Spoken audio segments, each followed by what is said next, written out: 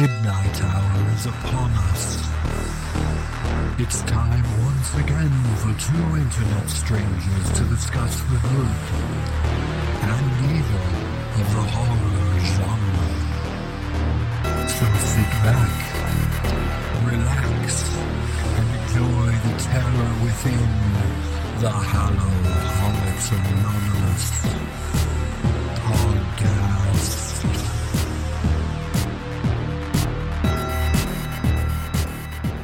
You see, the sheer expression of color and form on this canvas is beyond torture.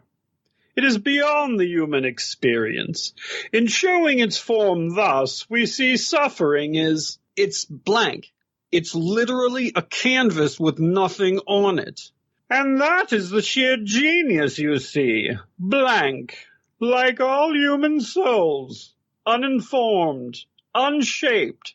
From the very beginning, it still has the price tag on it. Wait, no, stop! This is way too heavy-handed. Modern art has legitimate purpose, and no one in their right minds would think a blank canvas is a real work of art sold for millions of... It just sold. Oh, well, damn it. I guess we'd better start the podcast. I was just getting warmed up, too. I had this whole dissertation on Picasso and Jackson Pollock. It was going to be amazing. I'm sure it was. Hi, I'm Maddie. And I'm Corey. And this is Hallow-Holics Anonymous, a show dedicated to all things horror and occasionally Halloween. Oh, that was a little dramatic there. You know, I'm experimenting a little bit. Isn't this show always about experimenting? Just like art is about experimenting. This show is art. Art. Oh man, you picked a bad one for us. Yeah, I'm sorry. I did, but I also if we're discussing the topic right now, I feel like I need to admit something terrible as an artist. Okay, go for it. I hate art. What? I hate it. How do you hate art? Okay, I don't hate all art. I hate most art, though. Oh. I hate theater, unless it's weird or dark or completely 100% original. You went to the wrong field. Yeah, I know. I hate modern theaters' need to use projections in absolutely everything they ever do. Okay, just go see a movie. Yeah, why would you project stairs onto the wall? That is just the dumbest idea. Yeah. Build stairs. Yeah. As a builder as well, build the damn stairs.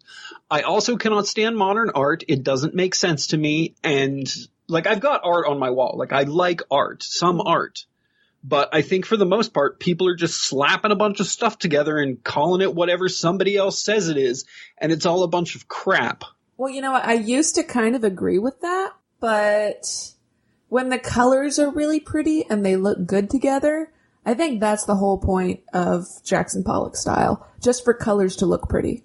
Yeah, but Pollock is a weird thing too, because Pollock you weren't really buying a painting. You were buying a story about a drunken maniac throwing paint on stuff. You know what I mean? You were buying that to say you owned a Jackson Pollock. You weren't buying it to be like, this makes me feel like I'm living in some sort of spatial anomaly.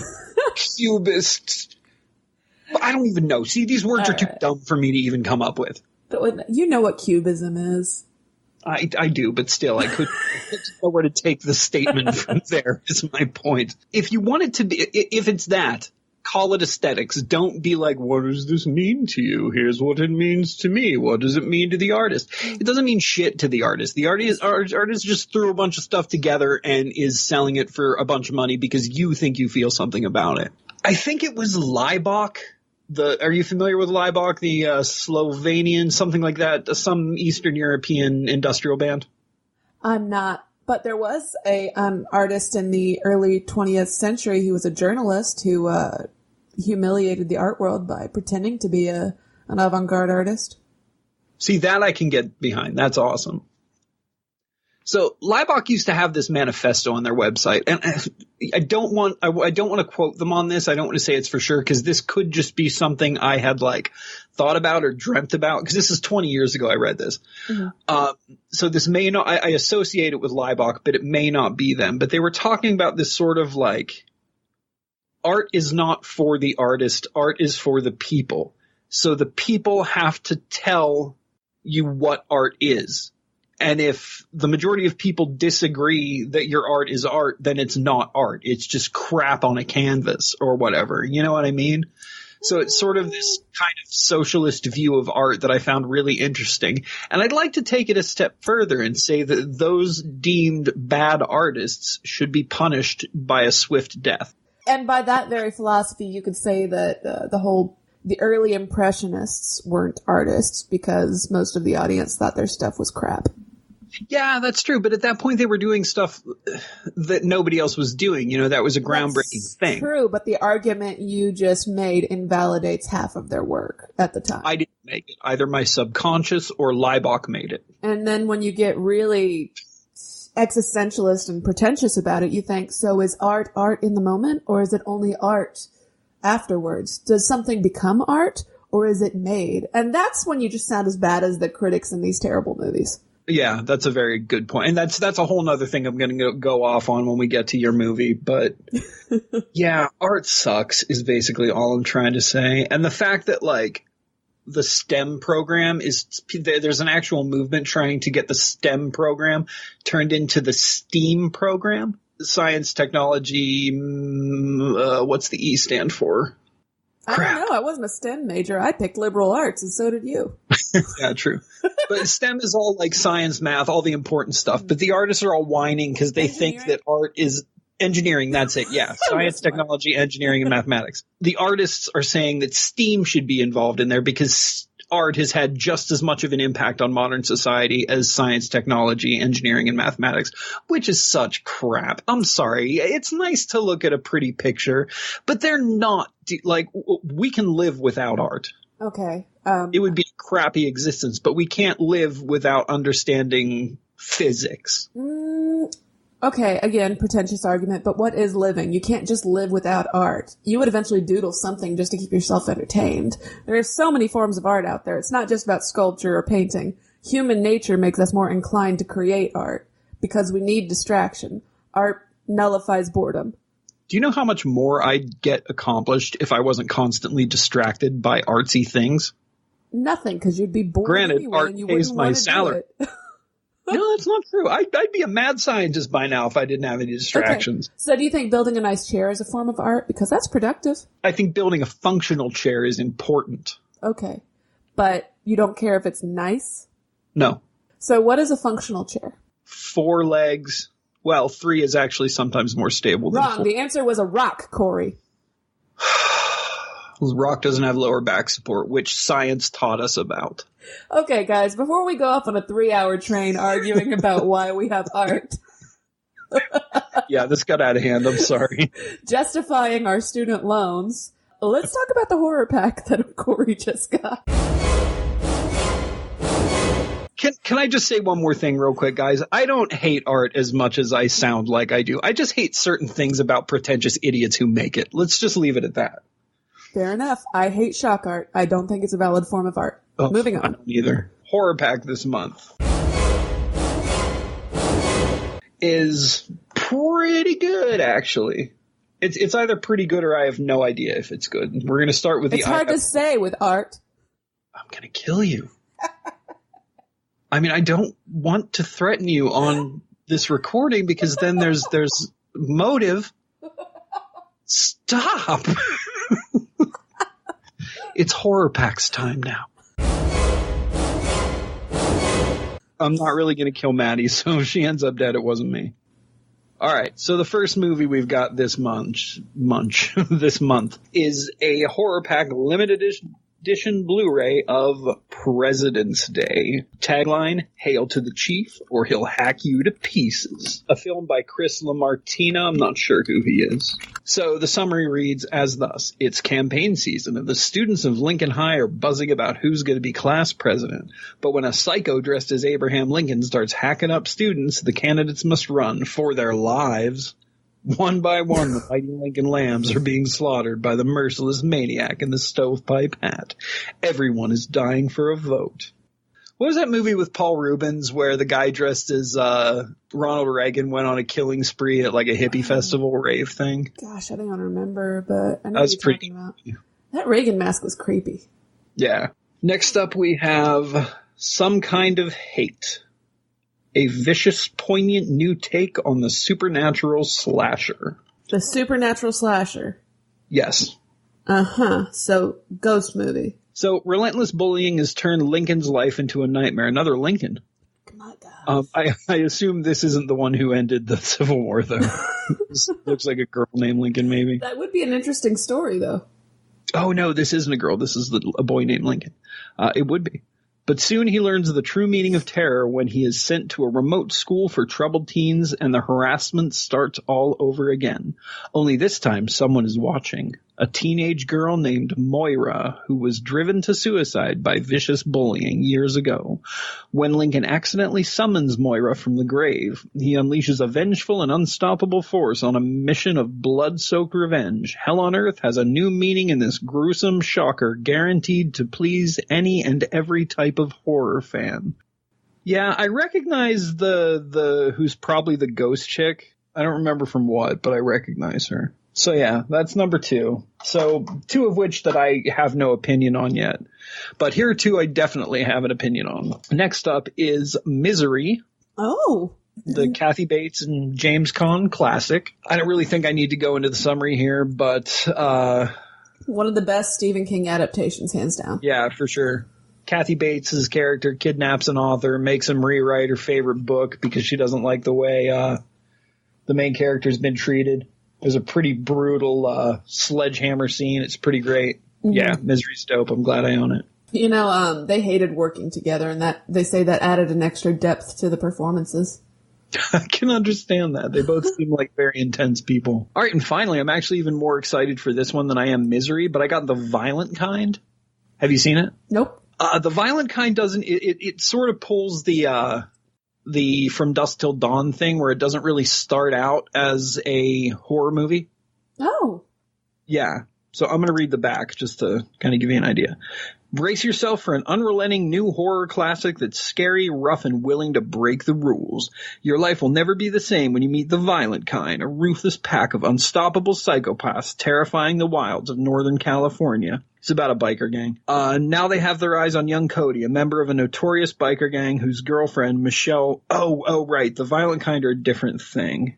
It's very confusing because the motorcycle gang's name is the Violent Kind, but the Violent Kind themselves aren't actually the motorcycle gang. Now they have their eyes on young Cody, a member of a notorious biker gang whose ex-girlfriend Michelle and scream queen Tiffany Shepis turns up hysterical, drenched in blood, and carrying a dark, terrifying secret.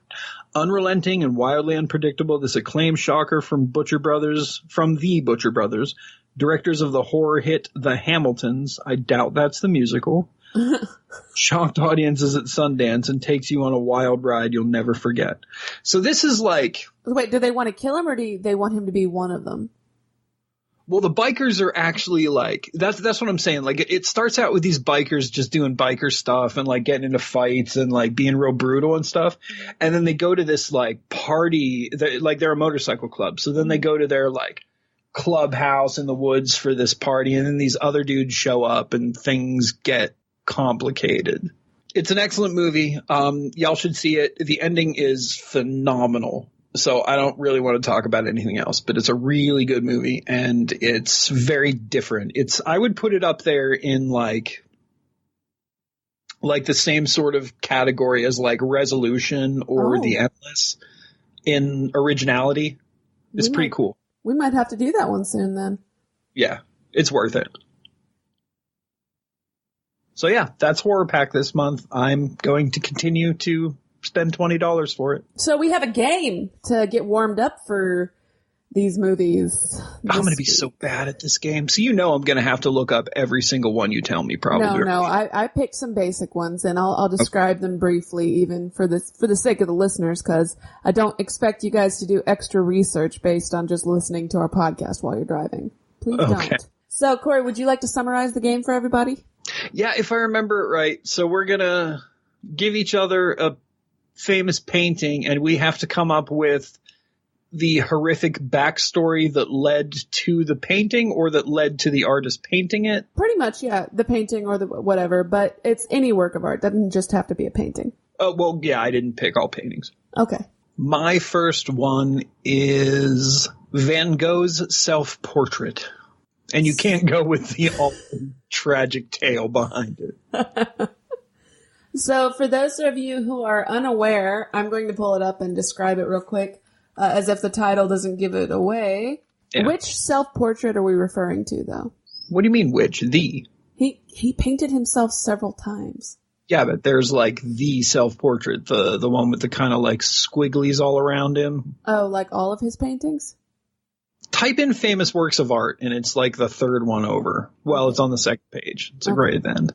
All right, so Van Gogh's self-portrait. He's not the one where he's wearing that dumb hat. Okay. Which dumb hat? He has multiple paintings where he's wearing a dumb hat. No hat, right? No hat at all, right? No hat. Okay. So he is peering angrily at the canvas as if someone besides himself is painting him. I think it's pretty obvious there's a demon body snatcher who threw Van Gogh into the painting before it could take over his life and carve off his ear. So you think the Van Gogh at the end of his life isn't actually Van Gogh? Not at all. You think Van Gogh's trapped in this painting? I think he is. I'll give it to you. All right, then. Shit, I should have picked the Campbell's soup cans. Mine for you is the Venus de Milo statue. Shit, that's one of mine for you, dude. Oh, no! That's cool. I'm picking the Campbell's soup cans then. The Venus de Milo by Michelangelo. Briefly, please describe it for the listeners who for some reason have never heard of it. He's a fairly well-built gentleman. Not incredibly well endowed, but he could be a grower, not a shower. Venus de Milo is a woman. What? Venus de Milo is a woman. Oh, shoot. I'm looking at David. Definitely not a shower. Well, I mean, she is, because she's naked, but where is it? I clicked on the Venus de Milo statue, and it gave me David. Now I can't find her. Is there something I've been missing all of my life about this statue? Oh, no. So much more controversial. I'm bad at this game, all right? There she is. Yeah, okay. All right, so this charming young lady is topless. She's got a little bit of robe skirt going on her lower half. She has no arms and looks super bored. And her boobies are out. Okay. As we can assume from topless, yes. Yeah, well, I just wanted to say boobies in reference to a classic piece of art. So her boobies are out. All right, one more thing off your bucket list. Yeah, they're actually kind of decent boobies, too. I never really looked at them before. Okay, great. That's nice to hear. Anyway, I think that she's seen some stuff. Obviously, she had her arms cut off before this piece was commissioned. Mm-hmm. And she had to pose for this. So I think that she spent so much time being tortured violently and horribly that she just got so bored with everything. And she's just so disenchanted with the world. She's like, fine, I'll just here, get my good shoulder. Let's have my shoulder with no arm whatsoever a little bit. So you're saying detailed than my stump arm. So you're saying she's the ultimate nihilist? Yeah, I think so. And I think she somehow got her revenge after this. I'm not sure how. Maybe headbutt. Some kicking. Oh, man. She just went all out, huh? Yeah. All right. I think that's about it for her. And, so, like, whoever did her hairstyle, too, was part of the torture, too, because that's like a bad grandma cut. And she's, judging by her boobies, she's not of grandma age. Well, she is an ancient Greek, though. Well, I mean, at the time this was built, she was an ancient. Yeah, that's true. All right, my next one is the Campbell's soup cans. Of course. So obviously these are a famous set of Campbell's soup cans that had botulism in them. Over 99 people died at a New York food bank when these cans were opened. You can get botulism from soup, right? I think so. No, that's what happened. Well, I mean, you can, it's all different kinds, so you can definitely get botulism from some of these kinds. Mm-hmm. Specifically the tomato soup, though? I don't know. The true mystery is who gave name brand cans to a food bank? A maniac? Exactly, a maniac. This was done on purpose, you're right. So, back to another Venus. Famous Venus, the birth of Venus, in fact. For those of you who do not know, that is the infamous painting where she's standing nude with her hair all everywhere in a clam. Obviously, this painting was taken right before she was sacrificed to the great clam god Perlonium. Yeah, that wasn't a very long-lived cult, was it?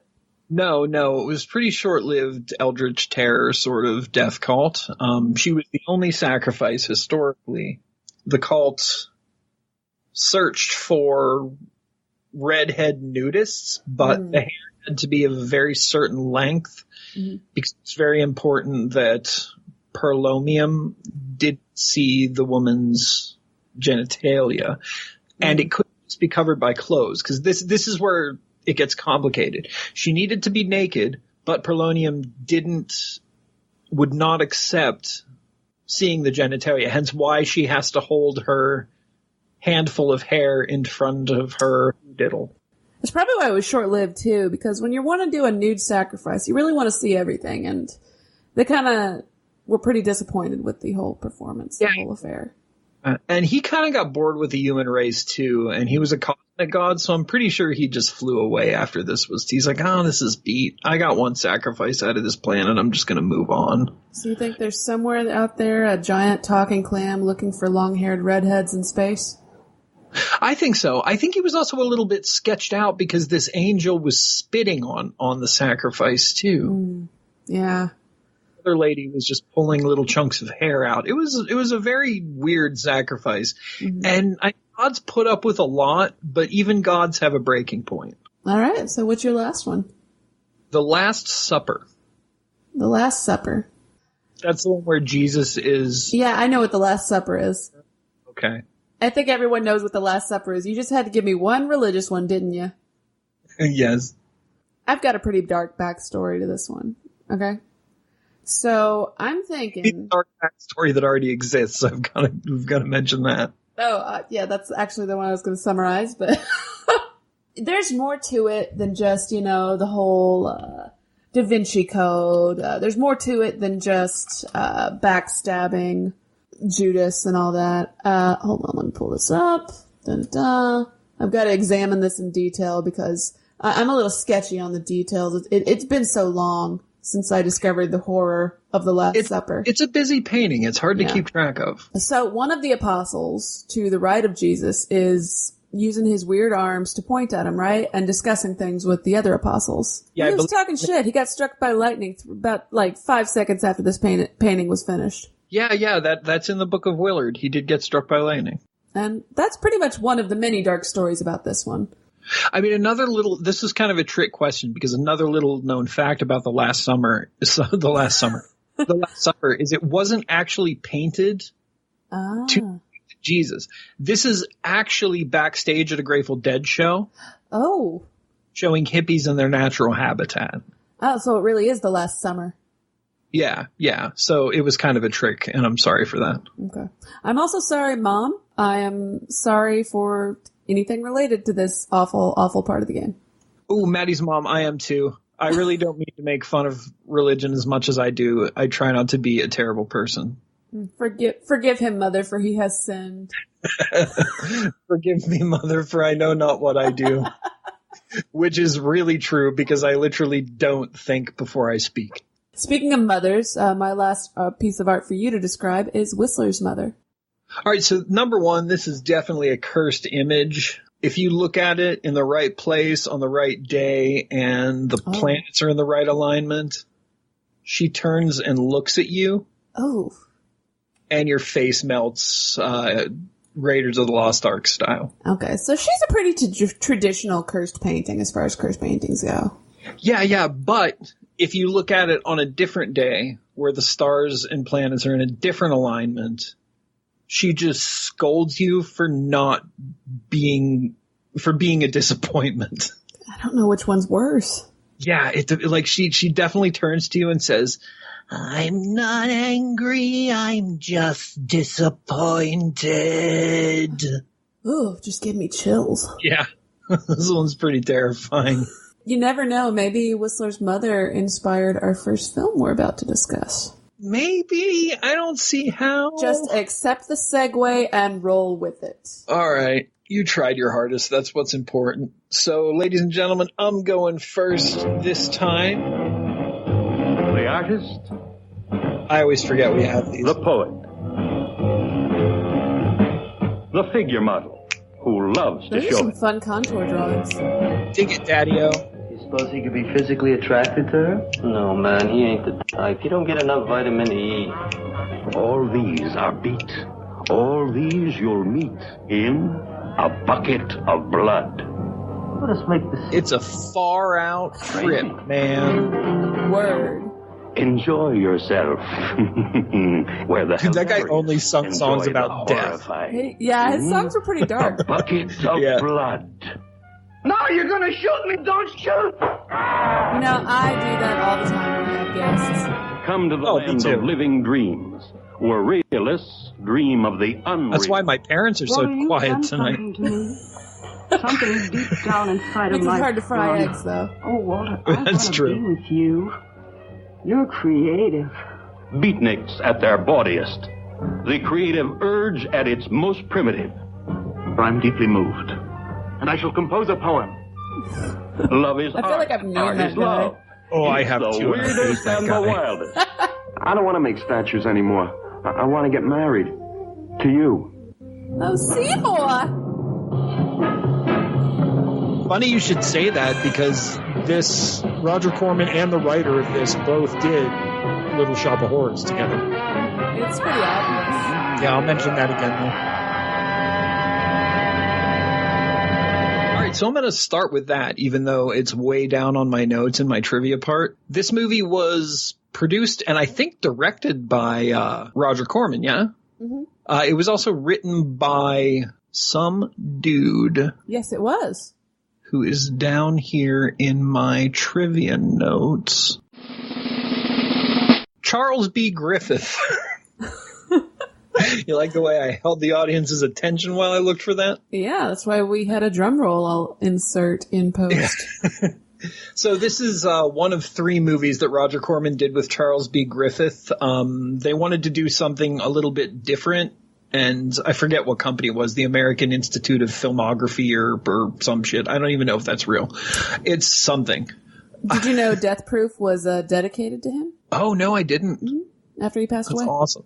All right, the American International Pictures. That's what I'm looking for. Mm-hmm. So American International Pictures approached Corman and wanted him to direct horror movies. So he grabbed Charles B. Griffith and was like, hey, I want to work with you. I want you to write stuff for me, but I don't want it to be the traditional horror stuff. Let's do some dark comedies.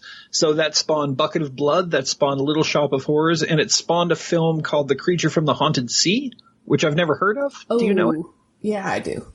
Is it any good? No. Oh, okay. That's probably why I don't know it, because it was not good. This movie was spawned from Roger Corman actually wanting to do something creative, which he often does. I don't want to fault him too much.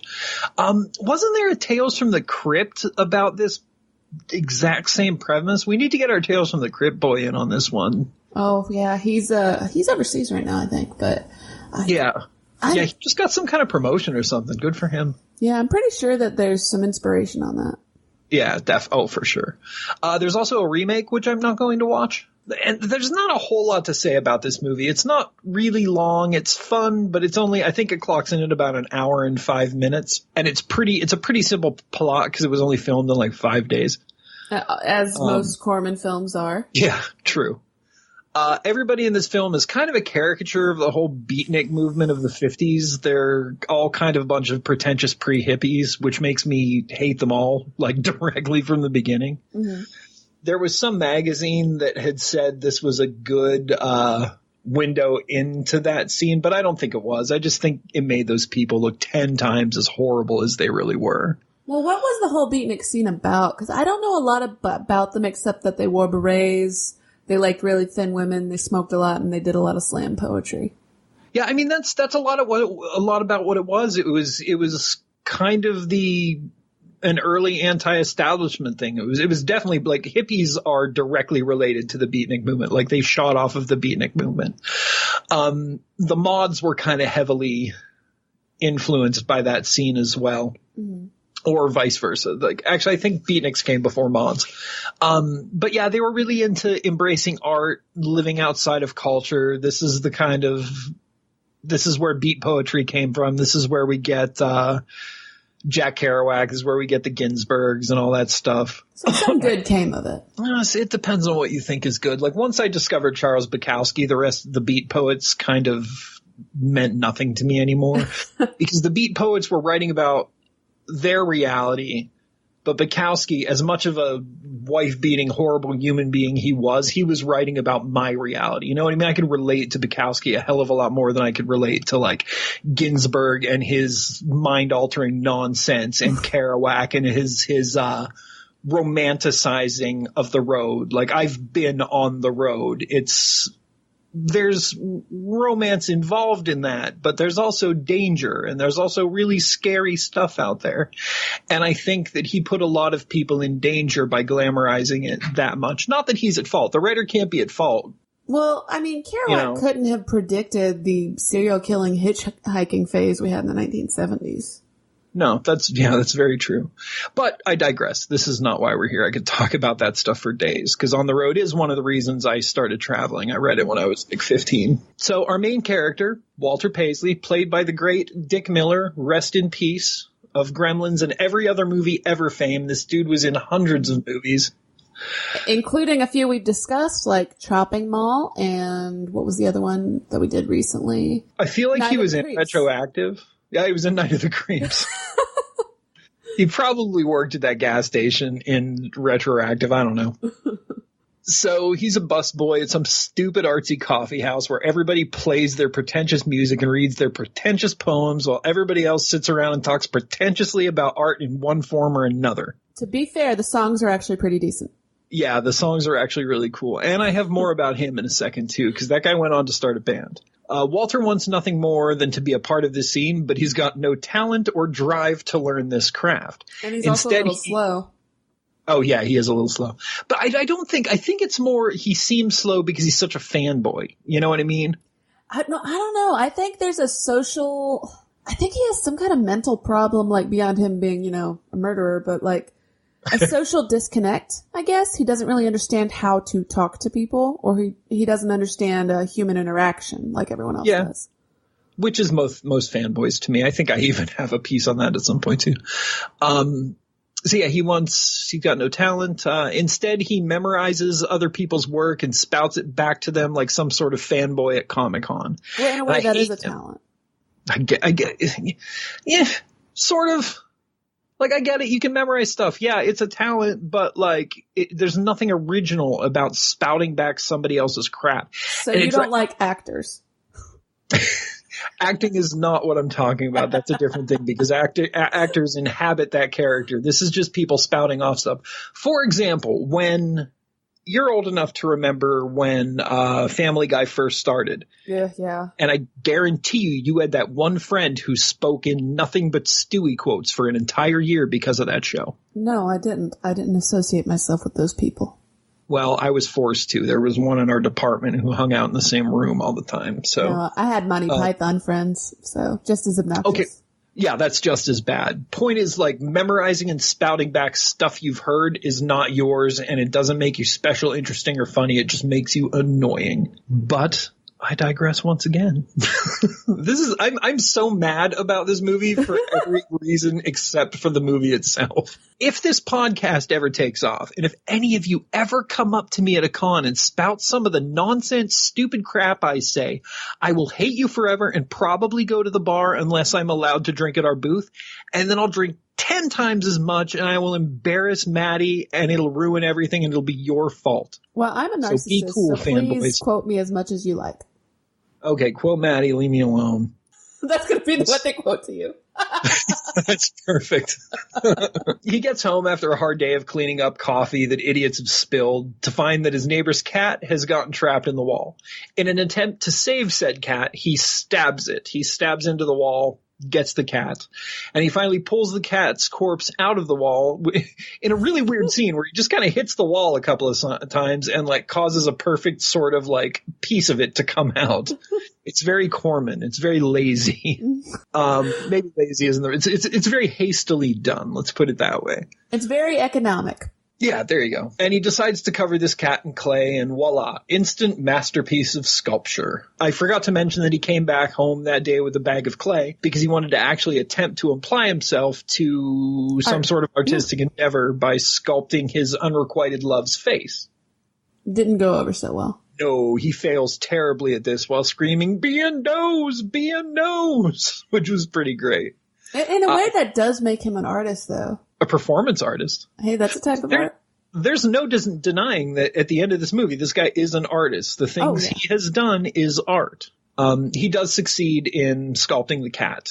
The cat is inside, so he just covers the cat in clay. He takes it into his dumb coffee shop, and the next day everybody loves it. Though that night, the owner of the shop finds out a real cat is inside and understands the nefarious path this could take Walter down. Bum, bum, bum. But luckily he's a beatnik, so therefore he has less emotion invested in the action. Yeah, he's more interested in the money. He sort of does try to stop it by focusing Walter's energy in another direction, but since he himself is a no-talent asshole, he doesn't convince him of that, and Walter just keeps killing and sculpting. Hey, Walter, why don't you try something abstract? His next, I like that that's your go-to black and white movie voice. What? No, I was doing a beatnik voice. Okay. So his next victim is, I guess, an undercover cop. I stopped paying attention for a minute. Yeah, undercover cop looking for it to basically bust anyone who's where's the horse? Drugs. What? Where's the horse? Because heroin, they called it horse back then. Where's the horse, Walter? Yeah, well, not better. Are you an old Jewish man now? You know what? That's what the beatniks sound like to me. Oh, fair enough, I guess. So Walt hits him in the head with a frying pan because he thinks he's going to shoot him, and then he sculpts him. And the sculpture is now known as the Murdered Man. Very creative, Walter. Yes. Meanwhile, Leonard, the owner of the shop, is torn between this whole murder thing and wanting to make a lot of money. He, of course, chooses money while still trying to get Walter to switch muses. It doesn't work as Walter decides to sculpt some asshole model lady next because she's a jerk. He chokes her out and sculpts her into my favorite piece, actually. And I would display a version of this. I just really like the way she's like draped over the chair with obviously I would need something a little better rendered, but I like it. I think it's a good way of also demonstrating his turning point too as a character. You can kind of understand the desperate act with the cat. And you can almost sympathize with the cop thing because he's just terrified and it's a way to hide it and he's not too bright. But when he does the model, that's when it's premeditated. Yeah, this is just murder for murder, yeah. I don't think this piece gets a name, so we're just going to call it Murdered Jerk in a Chair. Walter is also embracing this newfound fame by becoming one of those pretentious idiots he was surrounded by for the first part of the film. I think he even has an ascot on at this point. Ugh. So while wearing this getup, Walter gets super drunk and goes out to murder a carpenter to cast his first bust. It's a dude's severed head covered in clay, of course. Walter shows it to Leonard, who is so disgusted that he decides to finally give Walter his own show. This is where the plot kind of starts to get confusing to me. Oh my God, the severed head. I should have an art show, not, hey, I should call the police. Maybe it's because he wants to get as much money as he can out of it before it's uncovered. Doesn't really work out so well for him, though. So on the night of the show, Walter proposes to this unrequited love who turns him down because, like I said, it's unrequited love and that's the way things go.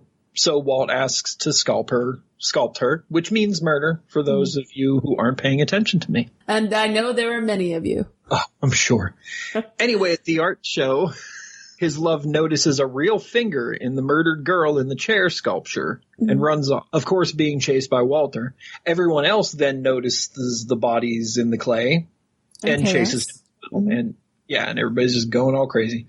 It reminded me of a shorter version of the chase scene in that M movie you made me watch. Oh, I love that movie. So yeah, everybody's either running towards or away from Walter when he decides to run to his apartment, lock himself in, and create his final work of art. Him, hanging from the rafters, just barely covered in clay. He's just as much of a half-assed artist in death as he is in life. What a loser. I actually really, really like that part. The fact that, he's just this half-assed wannabe the entire time, and then he gets this brief bit of fame, but when it comes back around, it's just really nicely bundled up when you see him half-assing his own death sculpture, and I really like that about the movie. It's surprisingly poetic for, again, such a low-budget, kind of hasty film. Yeah. We've got to talk about one particular character, I think. We can't talk about this movie without talking about that character.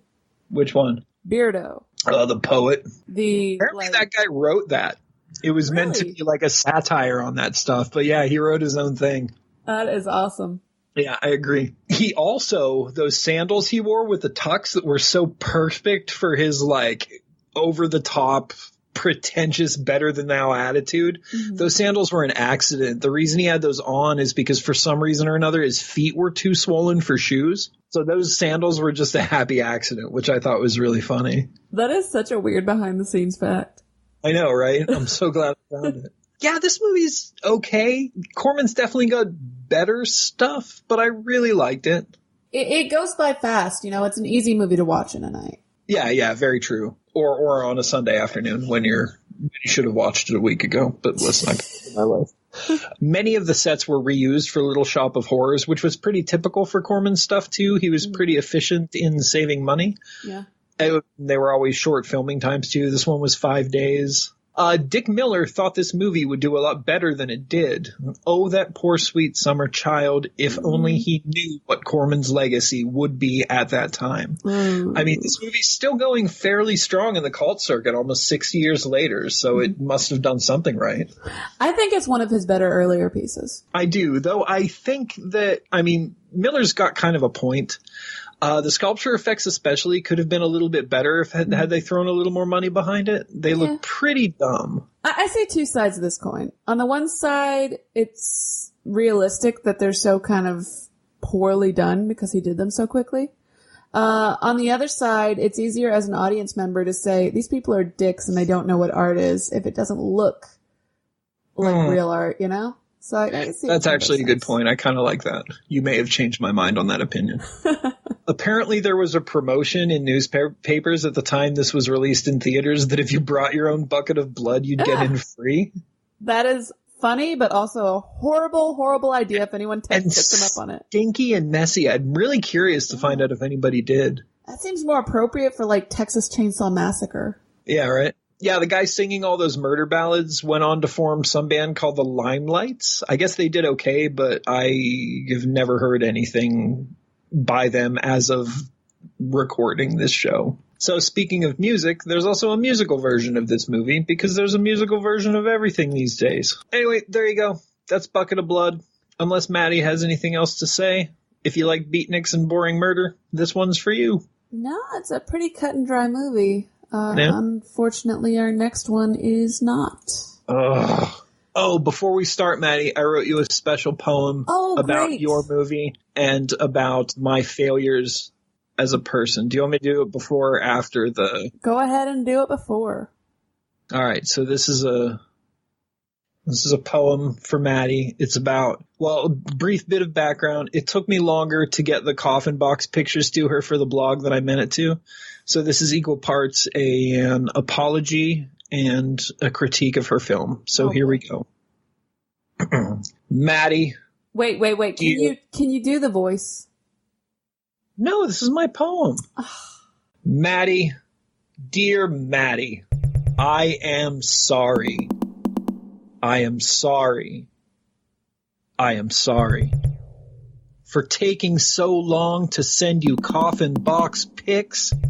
There you go. Sorries in triplicate, but that is not why we are here, Maddie. Sounds like a presidential speech now. Art is a bunch of pretentious nonsense. This movie proves it in 2 ways. 1, all the pretentious idiots who profit off the dead man's work are dead. And 2, the movie itself wants to make a statement about art for the people, art for art's sake, but it's just as pretentious as those who they murder because they are making a movie off of a movie about art for art's sake. This movie is dumb. Dumb. dumb.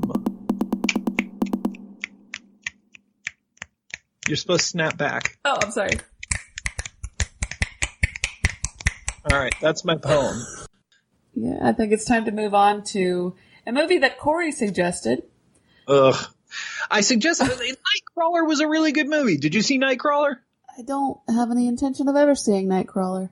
Nightcrawler is actually a very good movie. This movie is not a very good movie. God, the trailer makes it seem so good, too. It does. Critique is so limiting and emotionally draining. It's like a different movie. I'm hoping you find Yeah, it something really to is. explain what's happening. Even the music is Which one's better. better, 1 or 2? Better, worse, no different. No different. I don't remember that part. I'm quite curious to know either.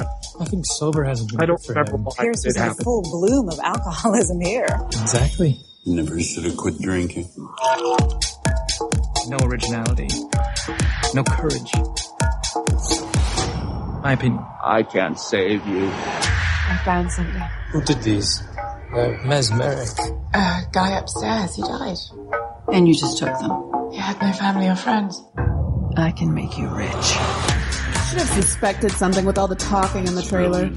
Demand has Yeah. people ready to kill. I did really like John Malkovich's character. You always liked John Malkovich, but like he was just there to have cameos. He had no purpose in the plot.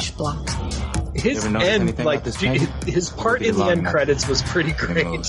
He's John Malkovich. As I research these, I'm starting to think there's a disgust for the world of money.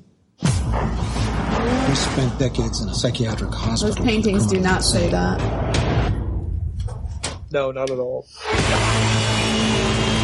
There is some sort of power.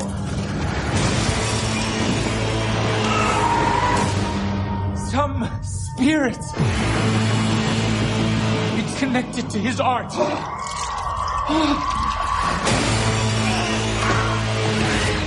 Something truly goddamn strange is going on! October Sky was better. This is a slaughterhouse. Agreed. Are you aware that Dee's asked that all his art be destroyed?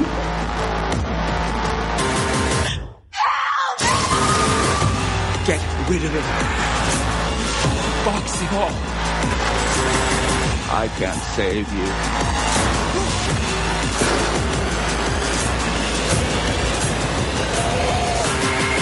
Just gave away the end.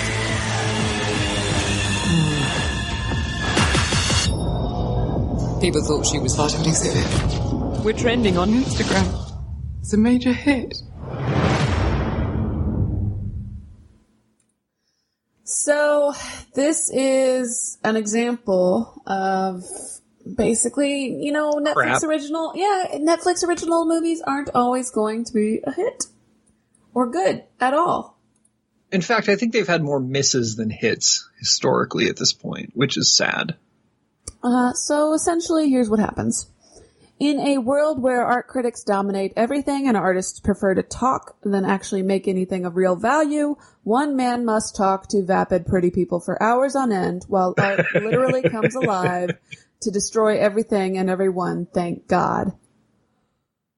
Oh my God, so much talking. This movie was all talking. And it was directed and written by Dan Gilroy, who, as you mentioned, did Nightcrawler. He wrote and directed for it. Which I stand by. I thought Nightcrawler was a phenomenal film. I thought it was great. That was his directorial debut. He's scripted for several other things, including Kong Skull Island. I was trying to dig up something that I could say that was nice about this movie, and pretty much the biggest thing I can say that I really liked is that I liked the robot. Yeah, the robot was cool. The robot looked like some actor who I can't place. Yeah, he definitely looked familiar. Not John Boy Walton. Yeah. It's an actor that looks a little bit like John Boy Walton, but it's not John Boy Walton. Pretty much after the robot, it went downhill, and that's not a good sign because the robot was like the first minute and a half into the film. The intro credits were still rolling when you met the robot. The sphere scene was cool. Yeah, it was okay. The robot was supposed to be an example of like a homeless guy as a robot who was begging for food or something. It was kind of a joke, and it was funny when he said, "I built a railroad once." That kind of made me chuckle, but yeah. They try to tell us a lot about all of the characters within the first 10 minutes, and frankly, it's just a little too much. I don't want everyone's backstory. I just want a story.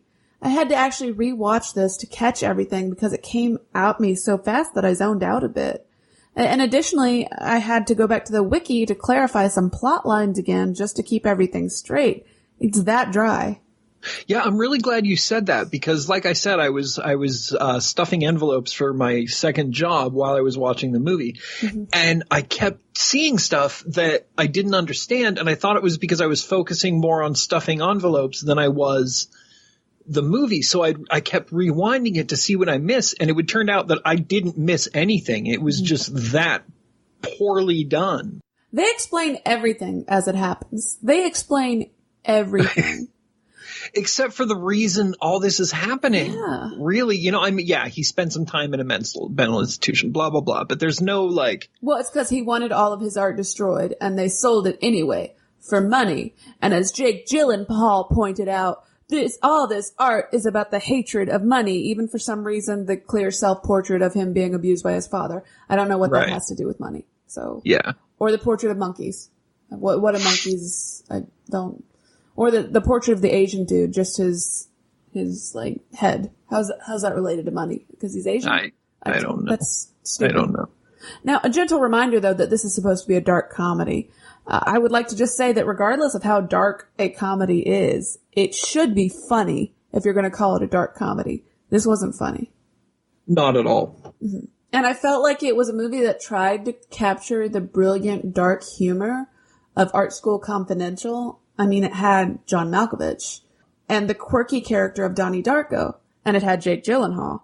And I guess a little bit of the head games you'd see in like a Wes Craven movie, like a Serpent in the Rainbow or something with David Lynch, but it just failed on every level.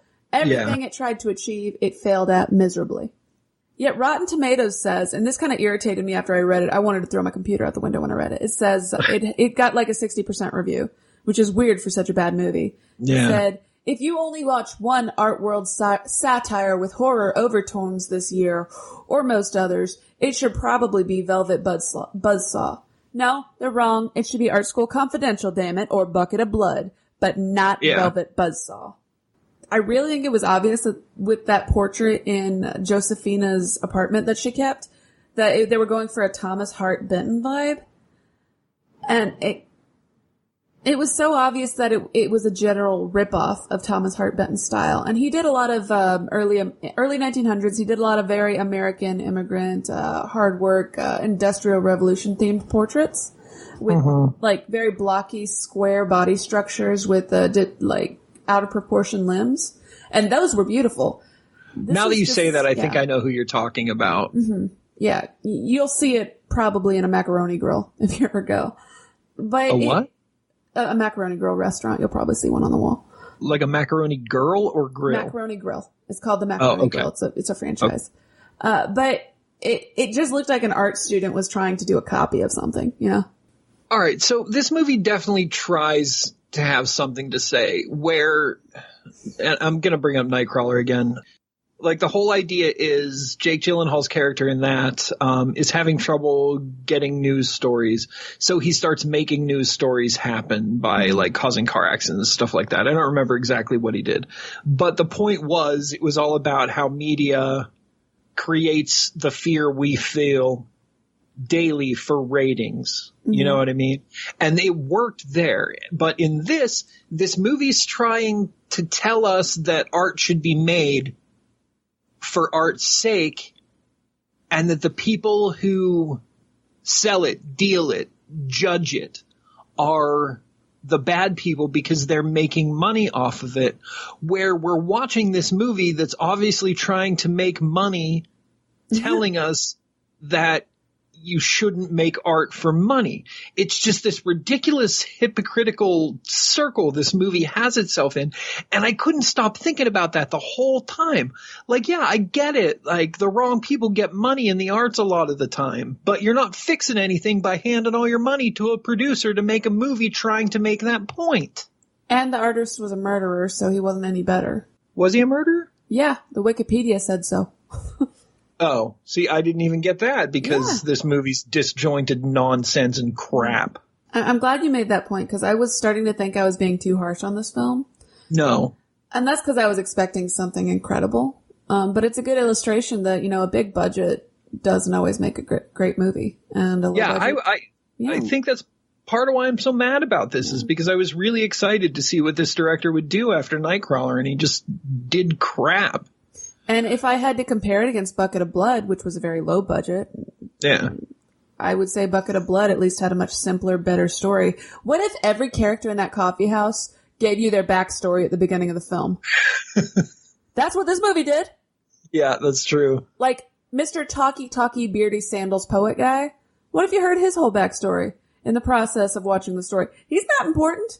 I don't care about his life. That's the other ridiculous thing about this movie is you've got a backstory on every character in this movie except for the one that's causing all the art to murder people. Mm-hmm. You have no idea why or how it's happening. I mean, I get it. Angry spirit, blah, blah, blah, whatever. I don't even know. And when you do satire, you need a grounding character. Even if they're not realistic, you need to have a character the audience either identifies with or at least likes. I don't like anyone in this movie. And no, just because he's an actor I like doesn't automatically mean I like the role. The writing has to earn that right. I'm not just going to like a character because Jake Gyllenhaal plays him. Mm-hmm. He's a bad character. He's a dumb character. And he's not in there for like half the movie because he went on a random vacation for a while. So Josephina could have her own screen time. Yeah. I mean, I think that this is a really good example of Jake Gyllenhaal doing what he could with what he had. Like, they didn't really give him very much. So he did play this sort of like morph bisexual weirdo. Well, he played this like, I know. He played this sort of attractive, sleazy art critic, and I think it kind of worked that he wasn't too sleazy. Like, he wasn't the most unlikable character in this movie, even though he was kind of a gross character. You know what I mean? Yeah, they were trying to communicate that he had some form of ethics, but yeah. I think they kind of no. They tried to make him nuanced, and I can see what they were going for. And I don't think with everything else in this movie, I don't think they hit the mark they were aiming for. And he overacted. Yeah. Well, what choice did he have? Yeah. Honestly. I mean, if you force Jake Gyllenhaal into a corner, he's going to overact his way out of it. If you don't give him good stuff to work with, he's just going to chew the scenery. Yeah. And it made me think about like a couple years ago before Fangoria went under and then got brought back, all the gold reviews they were giving of bad movies that paid them for it, right? Yeah. All the reviews I found of this were good reviews, and I thought, did Netflix just pay a bunch of people? There don't seem to be any honest analyses of this film at all out there yet. Who knows? And who knows who owns what anymore? Those could have been like Netflix subsidized blogs or something. Yeah. And there's a point when I'd like to go to this real quick. Toni Collette, who plays the character named Gretchen, there's a point when she dies, and there's a conversation between Josephine and Fedora or Redora, whatever her name is. And it's hard to care because their discussion is so bland that you don't even believe what they're saying. They just sound like they're saying their lines to each other. Gretchen's dead. That is terrible. What's going to happen? Yeah. I'm so upset. This is going crazy. I did just think of one thing I liked about this movie. Mm-hmm. What was the girl's name again that Jake Gyllenhaal was sleeping with through part of the movie? Josephina. Okay, her death was lame, but the final shot of her like melded into that graffiti wall, that was beautiful. Like, I really thought that was pretty. Like, I would get a poster of that and hang it in my room. That was cool. When they do that in stories, I'm always a little confused because I think, is the character still alive, enduring an eternity of suffering, or are they dead? Oh, I think she's definitely dead. Everybody else died from the art. I don't see any reason why they just suck her into concrete and let her live. Well, because she started it, so maybe she deserves an unending torture, unlike the rest of them.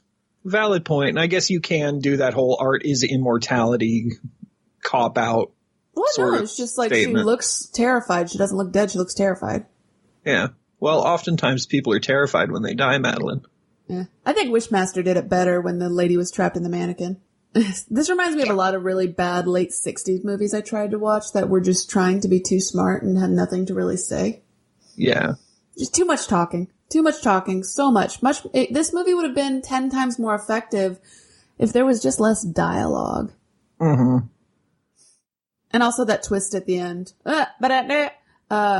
Just made me roll my eyes. I was actually just going to mention that. Like, the whole reason the movie's called Velvet Buzzsaw is because that stupid art dealer was in a punk rock band in the 80s at some point, and then her little Velvet Buzzsaw tattoo kills her at the end. So stupid. Mm-hmm. And going back to your point about selling art and the message against that, there are a lot of independent artists who need to be able to support themselves. Do you expect them to just have a patron like in the 15th century where a rich person will pay them to live and they just make a bunch of endless art? No, that's not what I'm saying. I don't care about... No, I'm talking about the director. I'm not talking about you. Oh, okay. I was going to say, like, I am all for people selling art. Like, I think that artists need businessmen as much as artists need their own personal wrangler. Yeah, there's some great... I get that. There's some great little corner coffee shops in Austin and San Marcos that have local independent artists' paintings on their walls, and then they'll have contact information and price quotes so that people can enjoy the art and also buy it and support the artist, and I don't see what's wrong with that. Yeah, my boss's coffee shop, shout out to the Artist Hand, Philadelphia Street. He does that. He supports local artists. He shows their work all the time in his gallery / coffee shop. He's going to have sandwiches now too, ladies and gentlemen. Artist Hand, Philadelphia Street. This message brought to you by... Yeah. Oh, I should talk to him about that. But, yeah, and he's essentially doing that. I'm sure he takes a percentage of it because he's got a business to run. But it does help those independent artists, you know, and that's fine. Like, artists there needs to be a business end to everything for something to survive. That's my leftist libertarian coming out, I think. Leftist libertarian, that's an interesting combination. No, it's real. I took a test. I have a certificate. I'm more of a centrist right libertarian. I thought I was going to be centrist, but I'm to the left. I'm over by Gandhi. Actually, I'm by that British guy. I keep forgetting his name, the one that doesn't want to do Brexit. Oh, I'm like exactly leftist libertarian as he is. Anyway. You know, these two movies were exactly 60 years apart. Like by the day? No, just by the year. Sorry. Not exactly. I was going to say that would have been done on purpose. At any rate, if you have to pick one of them, watch Bucket of Blood. Yeah, for sure. I don't care how good that trailer is. I don't care how good that trailer sounded. It's not a good movie. Don't let the incredible cast fool you. John Malkovich, Toni Collette, Jake Gyllenhaal. They're all lying. Yeah, it's true. Although John Malkovich has this great scene in the end credits where he's just on the beach. Above all movies he's in, he's always going to be the best part. Yeah, true. But he's got this scene during the credits where he's on the beach just aimlessly drawing swirls in the sand as the tide comes in and washes them away. It's just such a beautiful ending about him just going and getting back in touch with because his whole side story was that he quit drinking so he wasn't making decent art anymore, and he went on this trip to find his muse again, and he found it. And I really thought the innocence of that scene was great. But that's about it. I think that's about as good as it gets. I think his lecture about his triangle art in Art School Confidential is way better. I've never seen Art School Confidential. It is incredible. It's about an art student who actually has legitimate classic talent going to art school, and no one appreciates him for what he does. They all think he's just boring and bland, and yet they fall in love with this one guy who's not even an artist, but an undercover cop who just paints like children's-style trucks, and they think he's absolutely brilliant. John Malkovich plays this pretentious art teacher who just has paintings of literally like triangles, and he tells the main character at one point, you know, it took me 20 years to develop that style. And it's just brilliant. That sounds pretty great. I'll have to check it out. I wish we had watched that. Yeah. So, that was my tangent. Yeah, I'm good too. I'm actually really excited to introduce our topic for next week. Do we surprise them or do we tell them what it's about? Let's go ahead and tell them, just in case we have to take a short break. Okay. Oh, good point. We won't tell them the movies we're doing, but ladies and gentlemen, our next episode will be the Corey's Vasectomy Special. We're going to give it a different title. Are we? I like that title. I don't.